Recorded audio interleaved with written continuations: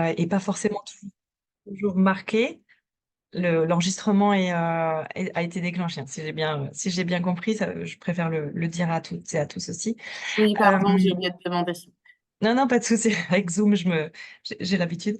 Euh, du coup, hop, pardon, faut que je coche ça, sinon ça va me gêner. Voilà. Du coup, on s'est dit qu'on allait essayer de passer un hiver sans polluants, voir un petit peu les caractéristiques particulières. Donc, à la Mutualité française, on travaille la santé-environnement depuis 2011 à peu près. À l'origine, sur un projet en direction des femmes enceintes, allaitantes et des jeunes enfants. L'objectif étant de diminuer son exposition voilà, si on est enceinte et ensuite si on a des jeunes enfants à la maison. Pourquoi? Bah parce que cette période est propice à essayer de changer certaines habitudes, certaines contaminations à certains polluants qui nous entourent et parce que le temps faisant, les études avançant sur le sujet, bah, on se rend compte que notre imprégnation aux polluants est de plus en plus forte et puis que certains malheureusement ont un impact pas négligeable sur la santé du futur enfant et ensuite du futur adulte. Donc là, vous êtes pas forcément, c'était pas obligatoire d'attendre un enfant ou d'en avoir en bas âge à la maison. Ça s'adresse aussi à tous. L'idée, c'est de voir comment, en santé environnement et dans l'environnement qui nous entoure, on peut moins s'imprégner de polluants parce que même en étant un peu plus âgé, eh bien, on peut développer certaines problématiques. Et donc, on se dit que c'est toujours intéressant d'aller vers le moins de polluants possible. Alors, j'essaye de basculer. Voilà. Donc, comme l'a un peu précisé Sarah, en effet, l'intérêt en santé environnement, c'est de se baser sur des données scientifiques, validées, vérifiées. C'est la même chose, voilà, qu'on fait nous à la Mutualité française. On prend pas position pour des marques ou d'autres labels particuliers ou étiquetages. On est vraiment sur les études et la connaissance qu'on a aujourd'hui de certains polluants et de certaines maladies ensuite qui peuvent être liées à ces polluants-là. Et donc, suite à ces directives, on informe les différents publics. On sait que le temps faisant, on voit des évolutions de maladies chroniques, des maladies type d'allergie, etc. Euh, c'est pas négligeable, hein. On s'est multiplié par deux, par exemple pour les types de cancers. On sait que l'imprégnation de certains polluants va être en lien avec le développement de certains cancers. Et puis l'allergie. Vous êtes peut-être parmi vous des gens allergiques à certaines substances, certains produits. Alors, bien souvent dire, bah, je suis allergique au pollen, c'est assez courant, c'est pas très grave en soi. Non, mais c'est vrai que déjà avoir une sensibilité à certaines substances, on va dire, ou finalement molécules quelles qu'elles soient, bon, c'est déjà un petit terrain allergique et c'est la quatrième maladie mondiale. Et pour vous donner une ordre d'idée, en 50 ans, on est passé de 3% de la population mondiale. En 2050, on va passer à la moitié de la population mondiale qui sera allergique à au moins une substance. Euh, et en fait, tout simplement, on va balayer ensemble ce midi, le fait que notre air intérieur euh, regorge de petits polluants, mais on se rassure, il y a largement de quoi faire pour les diminuer. Alors, d'après vous, qu'est-ce qui peut polluer l'air de notre logement qu'on respire? Est-ce que dans le chat, vous voulez me donner deux, trois infos? D'après vous, si vous pensez à l'environnement dans lequel vous êtes, est-ce que vous sauriez citer quelque chose qui peut être gênante pour votre santé ou la santé des gens qui vous entourent? Je vous laisse utiliser le chat si vous souhaitez, si vous l'avez repéré. Les bougies, les aérosols. Ok, l'humidité, des meubles, des parfums, ouais. Certains produits d'entretien, ok. Des matériaux de construction, de la peinture. Le fait de ne pas aérer, ok. Bon, déjà, déjà plein d'idées en effet. Le tabac en effet, qui reste, je ne vais pas spécialement le développer ici, hein, puisqu'on est sur la thématique hiver, mais le tabac qui reste le premier polluant de l'air intérieur. Alors, Si on n'est pas fumeur, on sait que celui-ci déjà, il n'existe pas chez nous, mais malgré tout, ça reste le premier encore. Donc petit rappel très rapide, eau polluante peut être contaminée de plusieurs façons, dans l'air intérieur et puis globalement de ce qu'on va respirer, d'accord? Donc ce qu'on va inhaler par la voie respiratoire, la voie cutanée, on va surtout parler de nos cosmétiques du coup qu'on vient s'appliquer et puis voie digestive, ce qu'on va, être amené à ingérer.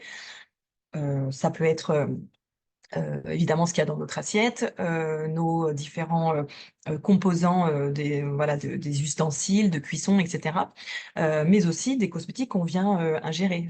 On est en plein hiver avec, les baumes à lèvres. Ben, par exemple, on sait qu'on mange quasiment 80 du produit. Voilà, donc un petit intérêt aussi de bien le choisir. L'air intérieur, rapidement, il est moins pollué que l'air extérieur, de qualité équivalente ou plus pollué que l'air, extérieur? Pareil, si vous voulez me dire, 1, 2, 3 ou juste moins ou plus, ou si vous voulez, donner votre, avis. Plus, équivalent, plus?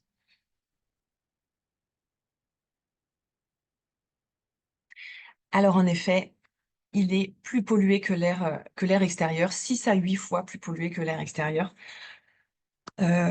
C'est dire c'est dire à quel point il serait intéressant de faire le ménage du coup, «chez soi» entre guillemets, hein. On le fait notre ménage, mais justement, on va voir que les produits ménagers font partie, grande partie de nos sources de pollution. Là, c'est pour vous montrer, certains types de polluants qui existent, qu'on peut éventuellement retrouver dans l'air extérieur et que finalement, vous voyez la différence de taux en mètres cubes qu'on peut retrouver dans l'air intérieur. Le formaldéhyde, par exemple, évidemment, qui est plus présent à l'intérieur parce que, composé de bon nombre de meubles et autres, produits, hein, type construction, peinture et cetera et cetera. Donc, on a, heu, on a énormément de, sources de pollution et de polluants au sein de notre logement. Vous en avez cité quelques-uns. Donc là, on va passer rapidement sur des choses qui vont nous impacter quand on respire. L'hiver, on passe beaucoup de temps à l'intérieur, hein. On a un temps quand même, bien plus élevé en intérieur. Il fait moins beau et cetera. Hem On a mis le chauffage, même si là peut-être qu'on va pouvoir le stopper, mais on a le chauffage, on peut avoir des poêles à pétrole, on peut avoir la cheminée et cetera.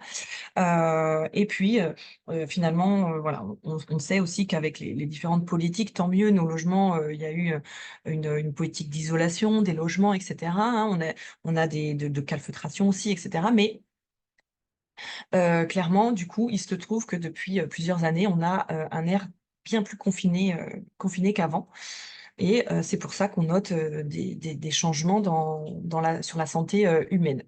Donc nos activités, humaines, hein, de ménage, de cuisine, du séchage du linge. Vous parliez tout à l'heure de l'humidité, les différentes bougies ou parfums, d'ambiance qu'on peut mettre. Qui occupe les locaux? Est-ce qu'il y a des animaux domestiques? Donc, quand on parle d'animaux domestiques, on va penser aux différents allergènes, aux différents pesticides, donc les produits, hein, anti-poux, anti-puces, pardon, anti-poux, c'est pour les enfants, excusez-moi. Les engrais aussi éventuellement ou autres, herbicides pour nos plantes intérieures, hein, et cetera. Et puis, bah, la con le finalement tout l'équipement, avec l'ameublement, des meubles neufs qu'on va déballer et cetera, qui vont, dégazer dans le logement, d'accord? Et puis selon notre système de ventilation aussi et vous le disiez tout à l'heure, comment j'aère ou pas mon logement, forcément ça va jouer sur l'élimination de ces polluants que je retrouve dans l'air, d'accord?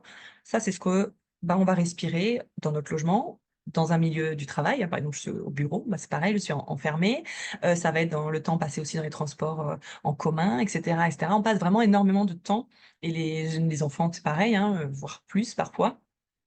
On passe énormément de temps enfermés, donc d'où l'intérêt d'essayer de diminuer cela. L'hiver, les températures, l'humidité, c'est un sujet qui revient souvent. Comment maîtriser un petit peu, les températures et l'humidité? C'est important. Ça va jouer un grand rôle dans le chauffage, mais aussi du coup dans la qualité de votre air intérieur. Donc là, ce sont quelques chiffres de température. C'est aussi propre à chacun, hein, si on n'est pas, trop frileux, parfois on peut mettre moins. Voilà, globalement, les chambres, c'est intéressant que ce soit pas trop élevé. Parce qu'ensuite, avec la condensation, la respiration humaine, etc., on va encore plus avoir un air, entre guillemets, un peu chargé. Et au matin, un air, même si ça ne vous paraît pas fort, un air humide. Et puis, dans les pièces de vie, de confort, etc., ou de salle de bain, c'est toujours un peu intéressant d'avoir quelque chose d'un tout petit peu plus chaud. Le taux d'humidité, je ne sais pas si vous ou l'humidité, en tout cas, vous aviez une idée. Mais c'est vrai que, il faut bien imaginer que l'humidité va varier aussi dans un logement en fonction de l'activité, hein, qu'on en a. Donc là, on prend l'exemple de l'hiver, c'est pas toujours, très sec à l'extérieur, donc c'est une première chose. Et puis on va passer beaucoup de temps à l'intérieur, donc notre respiration, nos activités qu'on va y faire, de ménage, balai vapeur et cetera. La cuisine, pareil avec certains modes de cuisson ou utilisation éventuellement de hotte ou pas. Des fois, c'est pas forcément le cas. Les bains bien chauds, les douches bien chaudes et cetera. Voilà, typiquement, on va passer beaucoup de temps à l'intérieur, peut-être aussi du télétravail, qui s'est aussi renforcé ces derniers temps et donc on peut vite faire grimper ce taux, d'humidité. Du coup, pour vous donner une idée, l'idéal est d'être entre 40 et 60 de taux d'humidité. Alors vous allez me dire, peut-être vous n'avez pas forcément deviné, le taux d'humidité de votre pièce ou de votre logement. Je conseille souvent, alors oui, aux futurs parents et aux jeunes parents d'investir dans un petit thermohygromètre en fait. Vraiment, c'est une toute petite dizaine d'euros, mais c'est vraiment un objet plutôt très très utile. Et donc pas forcément quand on est jeune parent, mais en tout cas très utile parce qu'en plus on peut éventuellement le bouger d'une pièce à l'autre, qui va permettre de vous donner une indication sur le taux de d'humidité. Vous voyez que selon, bah, si évidemment c'est trop humide, vous vous doutez bien. Souvent, bah, si c'est encore trop humide, on repère hein, des moisissures, les bactéries, les champignons, etc. Et puis en même temps, si c'est trop sec, eh ben, pareil, on a certains virus ou bactéries qui se développent aussi, même quand c'est trop sec. Et puis en plus, on va vite avoir de grosses gênes, hein, typiquement. Donc les matins, si on se réveille et que clairement on est un peu asséché, là c'est que le taux il doit être un petit peu trop bas. Donc, on n'a pas besoin d'investir dans des appareils qui sont hors de prix et parfois un peu compliqués. On peut tout à fait faire varier le taux d'humidité. Déjà, dans un premier temps, on va aérer. On verra juste après méthode d'aération pour être efficace. On aère et puis si c'est pas forcément suffisant ou si on veut un peu plus de confort, par exemple la nuit, un petit bol d'eau, une petite tasse d'eau proche dans la pièce. Elle n'est pas obligée d'être collée au radiateur ou au système de chauffage, ça peut être juste dans la pièce et ça va permettre de réguler. Et puis bah, ensuite, si c'est trop humide, évidemment, je le retire. Mais ça, normalement, ça permet de réguler le temps faisant le taux d'humidité. Du coup, justement, vous le disiez, de ne pas assez aérer, c'est source un petit peu de pollution et c'est clairement ça, c'est souvent notre conseil numéro un. Et j'allais dire encore plus l'hiver. Donc on passe beaucoup de temps, je l'ai déjà dit, mais un logement, bien aéré, pas trop humide, c'est aussi un logement mieux chauffé. Et on sait que, un bon chauffage, qui ne tire pas trop et ça peut permettre d'éviter que la facture explose, c'est plutôt intéressant. Donc vraiment d'avoir une bonne, bonnes habitudes, j'allais dire, d'aération, c'est très intéressant. Je sais pas, vous pouvez peut-être vous questionner, de la façon dont vous aérez votre logement. Est-ce que vous le faites plusieurs fois par jour? Est-ce que c'est plutôt rarement? Nous, ce qu'on conseille, ça va être à minima 2 fois par jour. Enfin, 2 fois par jour, c'est bien. Si vous étiez déjà plutôt rarement, on va commencer par 1 fois par jour, d'accord? Et puis, comme tout changement, il faut y aller progressivement. Donc on aère. À quel moment? C'est plutôt intéressant au matin, au réveil. Ça, souvent, on le sait un petit peu, hein. Et puis on sent qu'on a envie d'aérer un peu la pièce, hein, qui est restée très confinée. Donc on commence par le matin, on apprend, aux enfants, par exemple, à ne pas faire le lit. On ouvre en grand la literie et puis on vient chercher au maximum à faire un courant d'air. Alors c'est pas toujours possible, c'est pas toujours, évident, est-ce qu'on selon les pièces, comment elles sont orientées, selon les ouvertures qu'on a, est-ce que c'est un petit Velux et cetera. Voilà, c'est pas toujours évident, mais au maximum, faites en sorte de trouver à faire un courant d'air. Donc si vous avez peur d'avoir un peu froid là ce matin, c'était un peu surprenant. Je m'attendais pas à ce qu'il fasse 3 degrés. Hem Si vous avez peur d'avoir un petit peu froid, on trouve à aérer, les pièces, par exemple, de nuit et puis, voilà, on va, au sanitaire, on va à la salle de bain, on passe, allumer, la cafetière et cetera, je ne sais quoi. 5 minutes, ça va assez vite et puis hop, on y retourne, on ferme et puis c'est réglé, d'accord? Mais au maximum, il faut qu'il y ait ce courant d'air tout simplement pour chasser l'air et puis que ça se régule. On me pose souvent la question: «Mais l'hiver, alors quand il neigeait, ce matin il fait froid, quand il pleut» et cetera. Non, sur 5 à 10 minutes, ça n'a pas le temps, de venir perturber votre air intérieur, d'accord? Ça n'a pas le temps de perturber le chauffage. Non, les radiateurs ne vont pas, exploser et tirer pendant 5 minutes à fond. On peut éventuellement, si c'est des choses, vraiment dessous, type un radiateur plutôt électrique qui est juste dessous, on peut éventuellement le basculer, mais en 5 minutes, voilà, bien souvent, il n'a pas trop le temps de réagir. Puis si c'est un système assez central, n'allez pas, tout dérégler juste pour quelques minutes le matin et le soir. Et encore une fois, un logement qui est bien aéré, il sera bien mieux chauffé, d'accord? Parce que le taux d'humidité sera là, parce que la température, voilà. Donc même si il fait très froid à l'extérieur, même s'il pleut, malgré tout, on sait que c'est bénéfique de bien aérer. Et puis évidemment, l'entretien, des différentes, VMC, hein, ou autres, bouches de ventilation, d'aération. On peut faire un petit test en effet avec des feuilles de papier, ça peut être dans les sanitaires et cetera, hein, souvent on les trouve. Voilà, si, et puis les nettoyer régulièrement. On voit aussi, bien souvent, des petites poussières, hein, donc on s'équipe, avec un petit masque, au moins pour pas respirer le plus gros et heu et une éponge humide, on vient déjà dans un premier temps nettoyer ça régulièrement. Hem, on pense aussi bien souvent: «Ah mais sous les Velux, sous la fenêtre ou sous la porte, je sens un petit peu de froid qui passe» et cetera.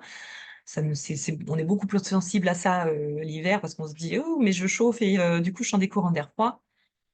Pas grave, c'est fait justement, ces petits courants, sont faits pour, avoir le moins d'air confiné possible. Donc on ne vient pas boucher, mettre un meuble, mettre du scotch ou je ne sais quoi. Voilà, après il faut quand même que ce soit, étanche et correct, hein, évidemment, si, c'est le Velux, c'est à moitié fermé, c'est autre chose. Mais en tout cas, s'il y a des zones où il y a un tout petit peu d'air qui passe, vraiment, c'est bénéfique donc on laisse ainsi. Donc concernant, les moisissures, elles peuvent, hein, se développer, hein, par rapport à l'activité donc qu'on a de l'humidité. Évidemment, quand on arrive comme à l'image au-dessus, où il y a vraiment déjà, les champignons, les traces et cetera, certes, on va venir nettoyer, heu, déjà une éponge, de l'eau, éventuellement du savon. Ensuite, on peut venir et appliquer un alcool ménager à 70 par exemple, qui va désinfecter, pourquoi pas. On peut faire ça avec un masque et des gants notamment. Mais ensuite, surtout, il faut chercher l'origine, d'accord? Parce que nettoyer ce coin de meuble ou de mur, tous les, X jours, c'est pas forcément pertinent. On va essayer de chercher l'origine, d'accord, de cela et pas appliquer, par exemple, de la javel ou un autre désinfectant, tous les 3-4 jours, c'est pas pertinent parce que vous allez être impacté et par cette moisissure et par le désinfectant qui est bien trop fort. Donc justement, concernant les produits ménagers, vous les avez cités, tout à l'heure, nous, on va essayer de se tourner, et de proposer, bah, finalement, vous le savez un petit peu, on en entend beaucoup parler, la magie du vinaigre blanc, le bicarbonate et cetera. Vraiment, on revient à des choses très basiques et en effet, c'est une très bonne idée. On peut croire parfois que les effets de mode et les modes sont pas toujours positifs. Là, pour le coup, on est en plein dedans. Vraiment, c'est, une très bonne idée de revenir à des choses simples, brutes. On va voir après rapidement sur les huiles essentielles, c'est pas parce que, c'est estampillé naturel ou qu'un produit est naturel que c'est forcément sans danger. Par contre, on peut être tranquille avec le vinaigre blanc, le bicarbonate, je cite souvent le savon noir et les cristaux de soude. Voilà, par exemple, c'est ces 4 là qu'on peut avoir dans ces placards et on peut faire beaucoup de choses avec. Un multi-usage, un spray, vinaigre blanc et eau pour, les surfaces un peu, très fréquentes, hein, le plan de travail, le lavabo de la salle de bain et cetera, qui va avoir en plus un effet du coup un peu, un effet détartrant, hein, sur la robinetterie. Voilà et puis si on souhaite, éventuellement désinfecter, parce qu'on pense souvent l'hiver, bon, les petits virus, les bactéries, les maladies, les virus de l'hiver, les gastro et cetera, la grippe et autres. On se dit, bon, il faut que je désinfecte régulièrement mon logement, etc. Alors, on essaye de retenir que le nettoyage, c'est l'usage, c'est-à-dire c'est fréquent, ça peut être quotidien, mais que la désinfection, c'est vraiment l'exception, d'accord? On est parfois, et surtout depuis 2020 hein, et le Covid, on a parfois tendance à être dans un environnement surdésinfecté et c'est pas forcément bon pour la santé. Déjà par rapport aux produits qu'on peut éventuellement utiliser, qui sont bien trop agressifs, voire nocifs. Et en plus, on a besoin de certaines bactéries, donc on n'a pas besoin d'un environnement surdésinfecté, d'accord? Maintenant, il y a un petit épisode de gastro à la maison. Déjà, il y a de grandes chances que tout le monde à peu près y passe, mais pour autant, ça peut être intéressant évidemment de venir donner un petit coup de désinfection. Je pense par exemple à des poignées, à un sanitaire, etc. Par contre, on va être vigilant sur ce qu'on utilise. On se tourne éventuellement vers des produits labellisés, hein, EcoCert, ou je vais regarder à côté de moi. Oui, j'ai le label là, le écolabel, je ne sais pas si. Alors, je vais essayer. Vous voyez, ce écolabel là, qu'on retrouve aussi sur des produits ménagers. Euh, et par contre, en effet, on essaye de limiter le nombre. Moi, je vous en ai donné 4-5. Pour la désinfection, ce qui est intéressant, c'est l'alcool ménager à 70 degrés ou plus, d'accord? La vapeur d'eau, si vous avez une sorte de balai vapeur ou vapeur d'eau, c'est très intéressant, ça désinfecte. Par contre, non, le vinaigre blanc à 14, à 8, 10 ou 14 degrés ou autre ne désinfecte pas, d'accord? Et puis, on voit un pléthore de produits, les lingettes désinfectantes, le produit désinfectant, etc. Tout ça, c'est beaucoup trop et c'est beaucoup trop agressif. Un site qui regroupe des recettes oui, oui, oui, il y en a pas mal, qui existent. On vous mettra quelques liens après peut-être, Sarah, parce que là tout de suite, je les ai plus en tête. Et puis on a, nous aussi quelques fiches. Alors je verrai avec Sarah si on peut diffuser, voilà certaines, on a un document, où on regroupe 2-3 idées de recettes, une lessive, toute simple, un produit multi-usage, voilà des choses comme ça. Ça peut permettre de réduire aussi ces produits d'entretien qui vont être parfumés, hein. On se tourne, vers des choses sans parfum. On voit arriver le savon noir, le bicarbonate, etc. parfumé, le vinaigre blanc, pardon. C'est peut-être possible qu'il parfume le bicarbonate, mais j'espère que non, pas encore. En tout cas, le vinaigre blanc parfumé, tout ça, non. On a beaucoup trop de parfums dans notre quotidien, déjà. Donc, pour ce qui est des produits ménagers, on évite. Est-ce que je vous ai mis là? Donc, en l'hiver, le ménage, voilà, par rapport à la désinfection, on essaye de réfléchir à son utilité. Euh, c'est intéressant de venir voilà, avec de la vapeur d'eau ou laver le sol à l'eau pour que ça vraiment ça vienne euh, hein, stopper enfin, et puis poser les poussières hein, qu'on va retrouver dans l'air intérieur et d'utiliser un aspirateur à filtre HEPA. Normalement, voilà, si vous avez un aspirateur relativement récent, il en est équipé. S'il est très très très ancien, c'est possible que non. Mais globalement, à filtre HEPA, ça retient vraiment des particules assez fines et des poussières assez fines, et si possible avec un sac. On pense souvent que sans sac, c'est mieux, mais voilà, avec un sac, ça emprisonne bien plus les poussières. Et puis, je ne sais pas si vous êtes de la team Javel par rapport à la désinfection. Voilà, la Javel c'est en France, on est plutôt friand en général de la Javel. Produit très très irritant et dont l'efficacité voilà est plutôt est pas très intéressante en fait hein, et puis elle est très nocive pour l'environnement aussi évidemment mais pour l'homme aussi hein, les études ont montré des hausses de asthme etc. Chez les foyers qui utilisent de la javel. Donc clairement on oublie la javel et on se tourne vers des choses plus simples, éventuellement labellisées et si possible naturelles.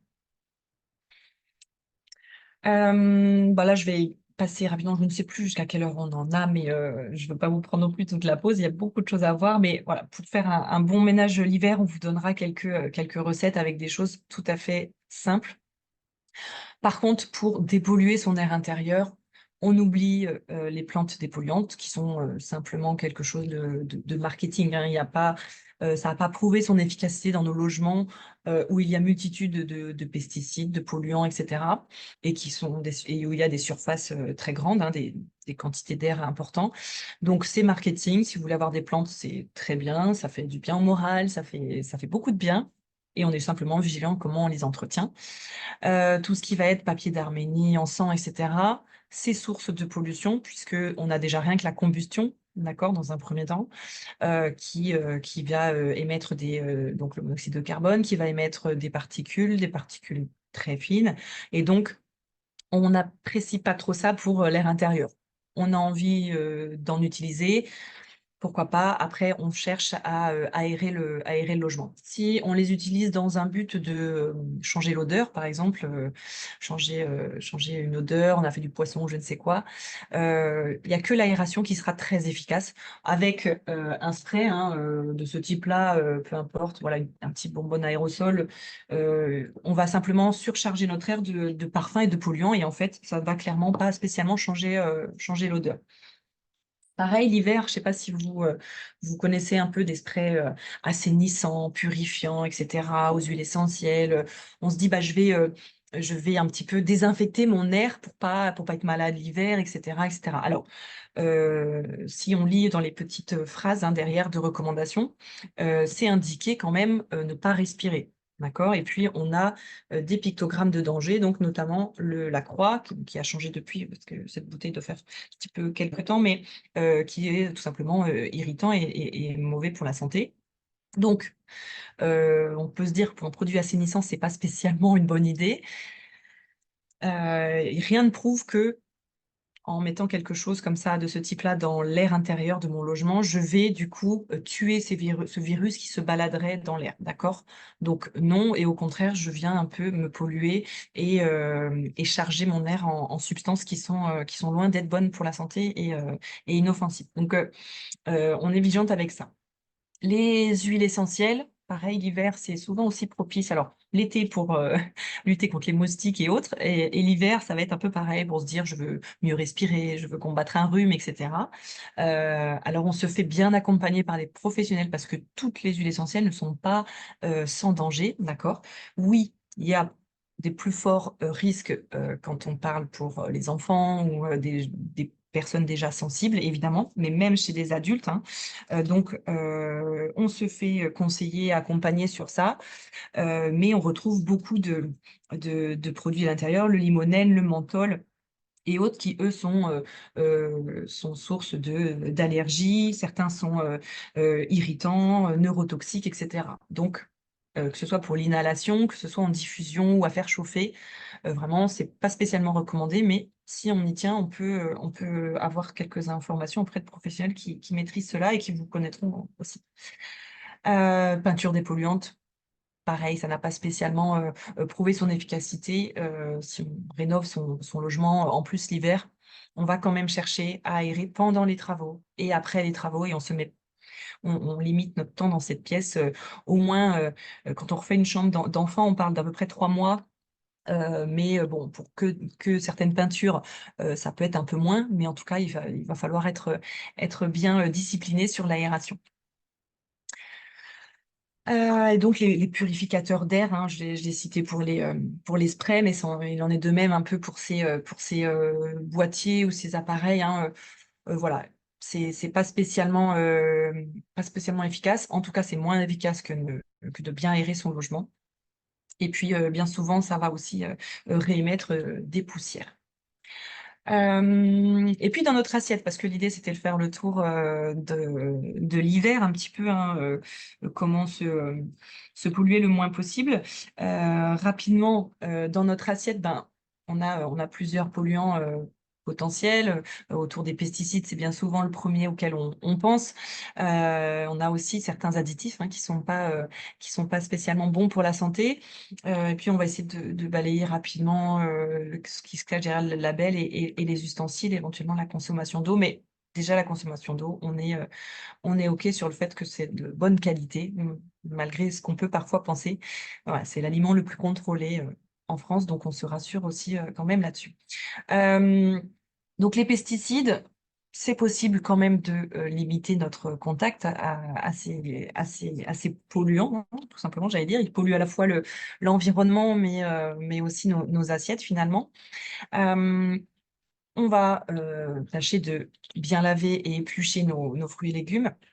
Alors, laver, frotter et éplucher nos fruits et légumes, quand c'est pas possible, je sais pas, je pense aux tomates cerises, alors c'est plutôt pour l'été, mais ou aux brocolis là cet hiver par exemple, eh ben on peut se tourner vers des circuits courts, des produits éventuellement labellisés, où on se dit bon bah ce légume-là, je ne peux pas l'éplucher, donc j'essaye peut-être de le choisir bio si je peux. Et puis par contre, la carotte, le navet, et cetera, que je vais venir, frotter et éplucher, bah, là, je peux ne pas spécialement le choisir bio. On sait que le bio, c'est pas à la portée de toutes et tous. On peut parfois avoir aussi un peu, comment dire? Pas spécialement confiance, dans ce label-là, hein. Ça dépend aussi un petit peu de chacun, de notre culture à tout ça. Mais, encore une fois, on n'est pas, obligé d'avoir une assiette 100 bio, pour être en bonne santé, loin de là.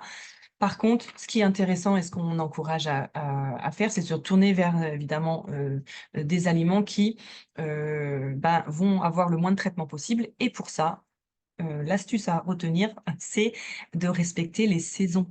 On voit encore plein les rayons des concombres, des tomates et j'en passe. Ça n'est pas la saison. Ça n'est pas la saison. On retrouvera, plaisir à, manger des salades de concombres et de tomates, cet été et ils auront plein de bon goût, ils seront parfaits. Mais cet été, là, février, mars, avril, on se tourne vers ce qui pousse à cette saison et en ayant des légumes de saison ou des fruits de saison, on sait, même dans l'agriculture conventionnelle, on est moins impacté par les produits utilisés, d'accord? La nature est bien faite. L'homme a évolué dans le temps avec ce qu'il trouvait. L'hiver, on vient trouver des, fruits, des légumes avec de la vitamine C, avec, des fibres et cetera avec des légumes assez riches pour tenir l'hiver, pour tenir les températures froides, et cetera, d'accord? Et puis la vitamine C et d'autres vitamines pour, bah, voilà, vaincre des virus, enfin tenir, OK? Et puis l'été, on va trouver des fruits et des légumes riches en eau notamment, d'accord? Parce qu'on doit faire face à la chaleur. Donc les saisons sont bien faites, on en a encore un petit peu de saison, profitons-en. Le monde va peut-être changer, mais en tout cas pour l'instant, on a la chance d'avoir des saisons, en France. Il faut en profiter et du coup, vraiment être, sur ces calendriers-là. Pareil, je pense même que le CPIE a souvent ces calendriers, donc vous pouvez tout à fait trouver cela pour mettre, sur votre frigidaire, par exemple et puis faire les bons choix dans le rayon fruits et légumes. Après, on peut se tourner aussi vers, des choses congelées ou en, boîte de conserve. Le congelé, c'est très bien, c'est très intéressant aussi. Je parlais du brocoli acheté en bio. Bon, j'ai pas, les moyens plus que ça de m'acheter le brocoli en bio, je le trouve pas. OK, c'est pas grave, on en trouve, en congelé et ben, on peut prévoir de l'avoir en congelé et la congélation, a montré que voilà, ça permettait de se rapprocher des résidus type enfin de 0, plutôt de 0 de pesticides sur ces légumes-là. Donc c'est intéressant, aussi, pourquoi pas, d'avoir sous ce format-là. Et par contre, pour les légumes en conserve, j'aime bien préciser de les rincer, d'accord? C'est intéressant de les rincer parce qu'à l'intérieur, de la conserve, on va bien retrouver une pellicule, hein, qui va toucher les aliments et donc c'est intéressant de venir rincer les légumes, donc éventuellement choisir, des légumes, vraiment neutres et simples, les haricots, le maïs et cetera. On vient les rincer, d'accord? Et puis par contre, ce qu'on ne peut pas rincer, les raviolis, de la ratatouille ou je ne sais quoi, et ben, ça par contre, on va par exemple le choisir en bocal en verre, d'accord? Et on n'a pas besoin du coup de les rincer. Et puis les additifs qu'on va retrouver dans notre assiette aussi en termes de polluants, on va tenter de décortiquer un petit peu la liste. Plus une étiquette est courte, hein, moins il y a d'additifs évidemment. De forcément du coup de faire un maximum, d'acheter des choses brutes et puis, de compléter éventuellement et puis certains labels vont quand même du coup nous guider. Là évidemment, élu produit de l'année, reconnu saveur et cetera. Tout ça, non, hein, ce ne sont pas des choses de qualité et en tout cas sur lesquelles on peut vraiment se fier, d'accord? Par contre, les autres, déjà le AB, hein, agriculture biologique, celui-là, on le repère bien souvent. Donc là-dessus, avec la charte, on sait qu'on peut se fier. Et puis ensuite, il va y avoir d'autres labels de qualité, pas forcément bio, mais en tout cas de qualité nutritionnelle. Donc le Nutri-Score va aussi évoluer là prochainement, euh, en prenant un peu plus en compte voilà, d'autres choses que purement le taux de sucre et le taux de gras. Donc il va légèrement évoluer, mais ça reste des éléments sur lesquels il est intéressant de s'appuyer. Je passe très rapidement, parce que sinon on n'a pas le temps de tout finir. Notre consommation de poisson, pourquoi faire attention à notre consommation de poisson? Parce que ils sont aussi potentiellement accumulateurs de polluants, hein. On pense souvent aux métaux lourds, au PCB, aux dioxines, etc. Donc, il est intéressant de manger des petits poissons parce que plus ils sont petits, moins ils auront bioaccumulé. Et puis par contre, les poissons prédateurs, hein, vont finalement avoir mangé tous les autres et vont accumuler tous les polluants. Donc, c'est intéressant de se tourner vers des petits poissons gras aussi, harengs, maquereaux, sardines, saumons, truites, etc. Euh, un par semaine et puis un poisson blanc par semaine. Voilà, en moyenne, on conseille voilà, environ deux portions de poisson par semaine. Et puis d'alterner. En fait, on parle souvent de varier son alimentation pour être en bonne santé, les 5 fruits et légumes, etc., tout ça. Mais en fait, varier son alimentation jusque-là, c'est-à-dire la marque des sardines, telle et telle provenance du poisson, etc., c'est très intéressant. Et c'est valable aussi sur les fruits et légumes, évidemment, la provenance, le type de fruits, le type de légumes, etc. De varier tout ça, c'est intéressant parce qu'on varie aussi son imprégnation à certains polluants ou pas. Certains, il n'y en aura pas, d'autres oui, etc. Donc, ça permet vraiment de gérer cette exposition aux polluants en variant les types de pêche, la provenance, etc., etc. Et puis, concernant les ustensiles, les contenants, euh, je ne sais pas si vous les aviez un petit peu repérés là-dessus. On parle souvent du verre versus contre la guerre entre le verre et le plastique. Donc oui, le plastique, c'est pas spécialement notre ami. Bon, déjà parce qu'on a beaucoup de plastique dans notre environnement et un peu trop, hein. Quand je parle environnement, je parle pas uniquement à l'extérieur, mais vraiment, globalement, on a encore beaucoup de plastique. Malgré tout, une boîte pour conserver sa salade, pour conserver un repas froid au réfrigérateur, pour conserver un bout de gâteau, je ne sais quoi, c'est OK, il n'y a pas de problème. Ensuite, si on veut chauffer, on sait que là, on va passer sur un autre matériau, une assiette en porcelaine, etc., un Tupperware en verre. Voilà. Du moment que c'est chaud, qu'on doit chauffer, on est vigilant et on évite le plastique. Donc le bois, là, qu'est-ce qu'on a mis d'autre? Donc les petits bocaux en verre, les plus grands plats, la porcelaine, tout cela. Et puis on est un petit peu moins friand sur tout ce qui est plastique, aluminium, d'accord, concernant les différents contenants. Et puis, je voulais vous montrer ici pour les modes de cuisson. L'hiver, déjà, on met de côté le barbecue normalement. Mais sinon, donc l'hiver, c'est quoi? C'est la période des soupes et des mijotés, des choses voilà, qui nous tiennent bien chaud et au corps. On a aussi les thés, les tisanes et autres boissons chaudes. Donc, on repère déjà, on essaye d'avoir un maximum de choses plutôt en inox ou en fonte ou en verre. Voilà, c'est nos trois meilleurs amis concernant les cuissons. Donc, j'ai un appareil de cuisson, vous savez, type les robots un peu là. Si j'ai ça à la maison, l'idéal, c'est d'avoir un bol qui soit en inox, d'accord, ou en verre, mais pas en plastique. Ou en tout cas, il ne faut pas que ce soit quelque chose dans lequel je vais faire chauffer. Je pense à certains appareils vapeur qui sont en plastique. Là, c'est pas terrible parce qu'on va venir chauffer et c'est dans du plastique. Euh, donc, on privilégie de l'inox. L'inox, c'est imbattable parce que c'est pas si cher que ça. On peut renouveler petit à petit sa batterie de cuisine avec de l'inox et c'est ultra stable. Ça va durer dans le temps. Donc, c'est vraiment un investissement qui est très intéressant. Et c'est quand même bien moins lourd que la fonte. Et puis la fonte, bon, on peut avoir une cocotte en fonte récupérer de mamie ou papy ou autre.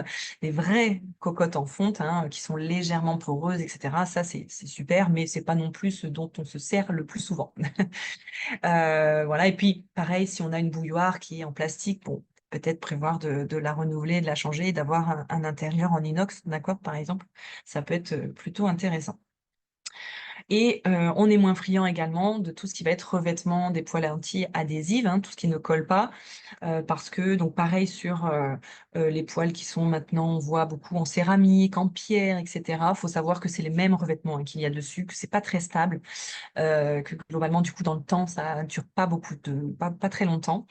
Et donc le souci avec ces revêtements, anti-adhésifs, c'est le gaz qu'ils émettent, hein, les PFOA, PFOS et cetera. Alors oui, certains, sont, petit à petit interdits, on trouve de moins en moins. Maintenant, ils sont remplacés, hein, bien souvent, comme le bisphénol A à l'époque pour les biberons, il est remplacé par du bisphénol S et il se trouve que ça fait, l'impact sur la santé est le même. Donc, les revêtements anti-adhésifs, on va pas se mentir, c'est quand même bien pratique pour, les choses qui accrochent. Donc on est très vigilant, on utilise des ustensiles en bois brut et puis on vient laver vraiment tout doucement et aussi, on ne fait pas chauffer la poêle, à fond, tout de suite, à vide, d'accord? Il faut faire monter progressivement en température pour que ça dégaze le moins possible. Donc voilà nos amis, à retenir, hein, tout ce qui va être en inox, en verre et en vraie fonte. Et puis très rapidement concernant nos cosmétiques, alors déjà un cosmétique, qu'est-ce que c'est? Bah, c'est tout ça, c'est à la fois, le gel douche, le rouge à lèvres, le maquillage, les colorations, le vernis, le parfum, les déodorants, toutes les crèmes et cetera. Le dentifrice, selon le taux de fluor, ça va être un médicament ou un cosmétique. C'est pour ça qu'on en trouve aussi en pharmacie. Et la crème solaire également est un cosmétique, on développera dans un autre webinaire.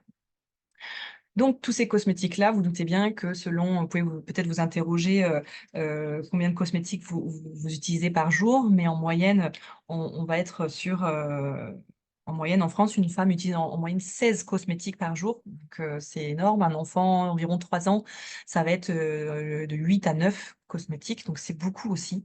En tout cas, c'est beaucoup trop par rapport aux vrais besoins et puis bien souvent, c'est des cosmétiques avec, des grosses compositions, où on va retrouver des allergisants, des irritants, d'accord? Des substances potentiellement perturbateurs endocriniens, pardon, voire cancérigènes. Du coup, bah, on va hiérarchiser. Qu'est-ce que j'utilise? Qu'est-ce que j'utilise le plus fréquemment? Est-ce que c'est sur une peau qui va être brûlée par le soleil, une peau qui est rasée, donc qui est, fragile et lésée? Est-ce que j'utilise sur tout le corps ou pas? Ça va, varier du coup la quantité, hein, que je m'applique et puis est-ce que je rince ou pas? Tous les produits qu'on va rincer, forcément, c'est déjà bien moins impactant.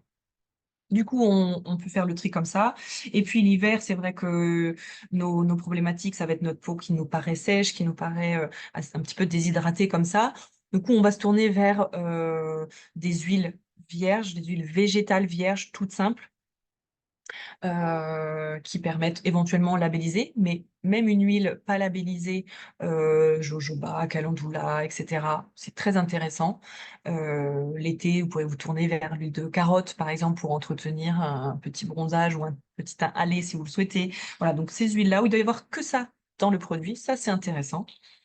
Et puis, ben, on évite, heu, les sprays, puisqu'on vient se polluer 2 fois avec un spray, hein, on va le respirer et puis on va l'appliquer sur la peau. Donc on se pollue 2 fois avec tout ce qui est, format spray. Donc on peut éviter. Puis pareil, par rapport à l'hiver et cette sensation sur la peau, c'est intéressant peut-être d'avoir un savon sur gras de bonne qualité.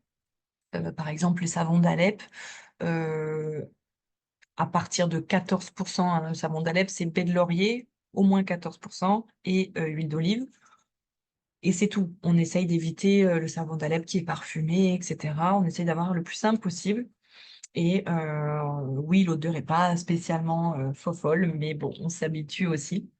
Donc voilà, par rapport à l'hiver, ça peut être des produits comme ça intéressants et de bien choisir ses baumes à lèvres aussi. Là, pour le coup, c'est plus facile de le choisir labellisé parce que sinon, pour faire le tri, c'est un petit peu plus complexe et d'avoir quelque chose de labellisé. Donc déjà, ça va éviter certains polluants et de vraiment pas de parfum. Derrière les parfums, il faut savoir que on n'a aucune, possibilité de savoir ce qui s'y cache, d'accord? Le fabricant, pour, le secret de fabrication, n'est pas obligé de donner la liste, pour le moment, on espère que ça va changer un jour, mais n'est pas obligé de donner la liste et pour pour votre information, dans un produit parfumé, faut savoir il y a en moyenne 100 molécules utilisées, 100 agents parfumants, d'accord? Pour faire un parfum, d'un savon, et cetera. Donc c'est beaucoup et parmi ceux-ci, on sait que, il y en a qui sont irritants, qui sont sensibilisants, donc quand on va être au soleil, par exemple, et cetera. Donc réduire les parfums de façon générale dans son environnement, c'est plutôt intéressant parce que, bah, c'est un coup sur le déo, c'est un coup dans les produits ménagers, c'est un coup dans la lessive, et cetera, et cetera. Et en fait, les parfums sont partout et sont beaucoup trop présents.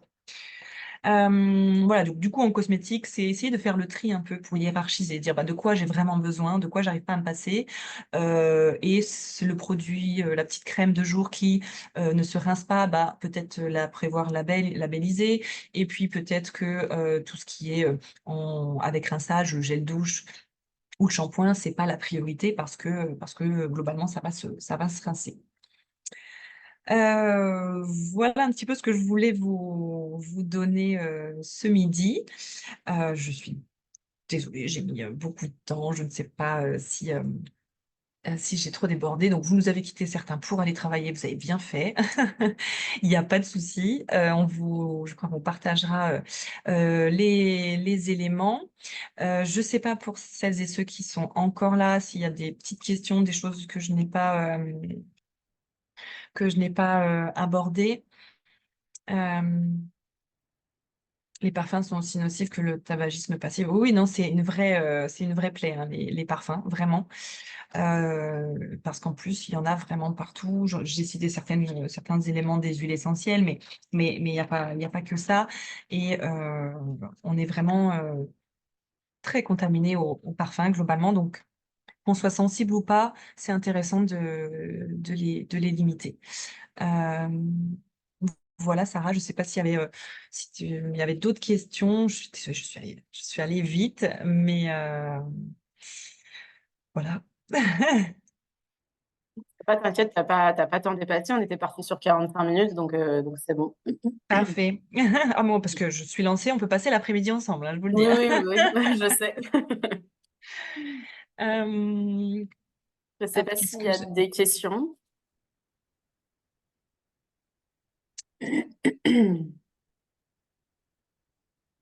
On vous Qu'est-ce que je enverra. oui, Donc, on a enregistré. C'est pour ça aussi que j'ai demandé à ce que toutes les caméras soient coupées. On a enregistré pour pouvoir repartager la vidéo. Voilà. Et puis, justement, on nous a demandé si on avait des documents. Donc, oui, Christelle et moi, chacune d'entre nous, on en a un certain nombre. Du coup, moi, j'ai déjà un Google Drive qui a été créé avec des documents relatifs à la santé et l'environnement. Donc, je pourrais ajouter d'autres documents et ajouter ceux de Christelle éventuellement. Et comme ça, on pourra vous partager le lien. Comme ça, c'est consultable en ligne et vous téléchargez uniquement ce qui vous plaît plutôt que d'envoyer tout un tas de pièces jointes via WeTransfer ou quoi. Je trouve ça plus simple. mmh. Voilà. Ouais, tout à fait, d'accord. Oui, moi, je peux partager notre livret de produits ménagers assez simple à faire, notamment, par exemple, puis d'autres, tu me diras. Très bien, merci à vous surtout d'être venu, nous écouter. Heu, Merci Charlotte. Il y avait certaines réponses au début sur les types de polluants où j'étais surprise, mais je pense qu'il y a des personnes qui sont déjà venues en atelier. oui. Oui, oui, il y avait des connaisseurs déjà, c'est très C'est bien. ça.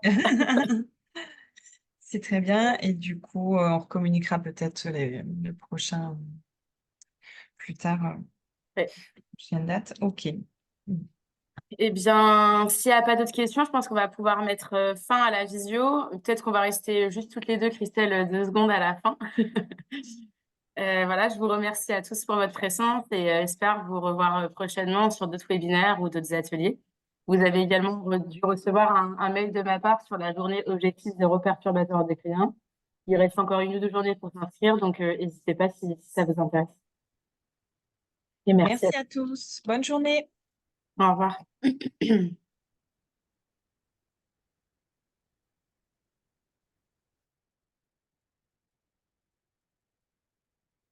Hop, j'attends que les dernières personnes se déconnectent.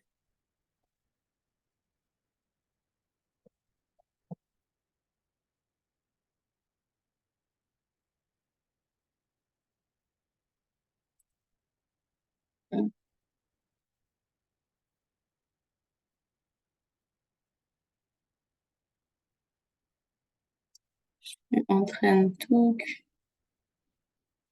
Voilà. J'ai mis celle qui se déconnectait pas en salle d'attente parce que je pense qu'elle savait peut-être pas comment se déconnecter. Comme ça, je mets pas fin à la visio et j'arrête l'enregistrement.